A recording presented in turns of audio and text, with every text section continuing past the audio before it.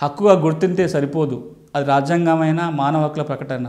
ఆ హక్కుని చట్టరూపం దాల్చినప్పుడే, ఆ చట్టం ఆధారంగా ఒక పథకాన్ని రూపొందించినప్పుడు మాత్రమే ఆ హక్కుకి ఒక సార్థకత ఉంటుంది. అలా లేకపోతే ఈ రోజున నేను ఒక ఫ్లైట్ టికెట్ ఇస్తున్నాను, ఈ టికెట్ పట్టుకొని మీరు ఎయిర్పోర్ట్కి పోతే హైదరాబాద్ దాకా బెంగళూరుకి ఈ ఫ్లైట్లో వెళ్ళొచ్చు, రేపు పలానా సమయానికి ఫ్లైట్ ఉందని టికెట్ చేతిలో పెడతాను, కానీ తీరా తెల్లారి ఎయిర్పోర్ట్కి పోతే ఆ రోజు ఆ ఫ్లైటే లేదు అని అంటే కనుక ఈ టికెట్ ఉపయోగం ఏముంటుంది? మీకు ఉచితంగానే వచ్చి ఉండొచ్చు, లేదా మీరు డబ్బులు పెట్టుకొని కొనుక్కొని ఉండొచ్చు.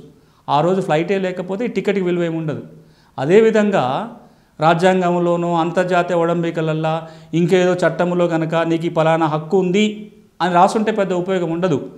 ఆ రాసిన హక్కుని తీర్చడం కోసం ప్రభుత్వం పథకాలు ప్రవేశపెట్టడం, ప్రభుత్వం తన బాధ్యత నెరవేర్చినప్పుడు మాత్రమే ఆ హక్కుకి సార్థకత ఉంటుంది.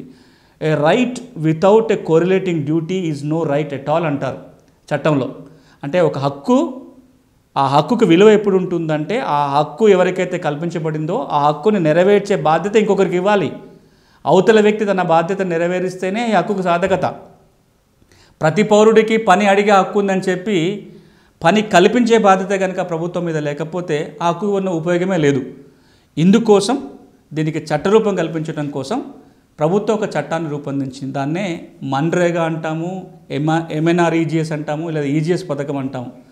Mahatma Gandhi national rural employment guarantee act ఒక చట్టం తీసుకొచ్చి, ఈ చట్టం కింద, ఈ national rural employment guarantee act ఈ చట్టం కింద నేషనల్ రూరల్ ఎంప్లాయ్మెంట్ స్కీమ్ను కూడా రూపొందించడం జరిగింది. దాన్నే ఇప్పుడు చాలా పాపులర్గా 100 రోజుల పని అంటాం, లేదా ఎంజీఎన్ఆర్ఎస్ పథకం అంటాము, లేదా మన్రేగా పథకం అని చెప్తుంటాం. పాపులర్గా అయితే 100 రోజుల పని.